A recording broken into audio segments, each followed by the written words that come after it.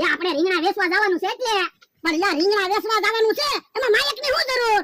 એ માયકમાં બોલવી તો આગે હુંદે હમરાય ને જલ્દી રીંગણા વેચાઈ જાહે. આ ઈ હાસુ. પણ લે તું માયક લેસ કે રીંગણા લેસ કે તાજવા લેસ? એ માયક તમારા માથે બાંધી દેવું અને હું રીંગણા લઈ લઈશ. તમારા માયકમાં બોલવાનું. આ એમ થાય લે.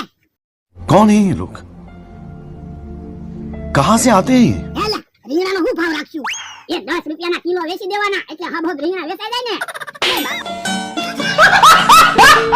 10 રૂપિયાના કિલો રીંગણા વેચવી તો હું પૈસા આવશે? 40 રૂપિયા આવે. વધારે પૈસા આવે એવું કાક વિચાર. 150 કિલો વેચવાના તો વધારે પૈસા આવશે. હે વરડા રીંગણાની પાર્ટી બનાવવાની છે? ના રે ના, રીંગણા વેચવાના છે હો. હવે એટલા રીંગણા હું વેચવા જાઉં. હાલો શાક બનાવી ખાઈ જવી. Oh my God! તો લાવો 200 રૂપિયા પાર્ટી બનાવી કાલા. તો હું 200 રૂપિયાના રીંગણા છે. પણ અહીંયા મારી પાસે પૈસા ક્યાં છે? તો પણ કાજે વાત કરો. અને મમરાભાઈ તમે કેમ આજ ટેબલ લઈને આવ્યા? બેહવા. પણ બેહવા ટેબલ કેમ દુકાનેથી લાવ્યા? તો તમે ખાટલામાં તો બેહવા દેતા નથી. મેં કીધું દુકાનેથી ટેબલ લેતો જાવ તો તમે મને ટેબલ ઉપર બેહવાની ના તો ન પાડો એટલે. આ તો ટેબલ ઉપર બેહો.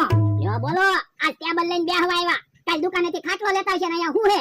પછી પાછા આપણને એમ કહે ભોળા દાદા દુકાન બનાવવા જગ્યા આપો. મને તો એવું લાગે આપણને એક દી કાઢી મૂકવાના છે. આપણને ક્યાંથી કાઢી મૂકે? આપણે એને નો કાઢી મૂકવી. આ નંબર બાલવા બનાવો. ના રે ના ભોળા દાદા હું કે ખાટલે બેઠો, હું તો ટેબલ ઉપર બેઠો. પણ જમીન તો ભોળા દાદાની છે ને. આ તો ઉપર લઈ લો યો ને. યો તો એને નથી જવાનું.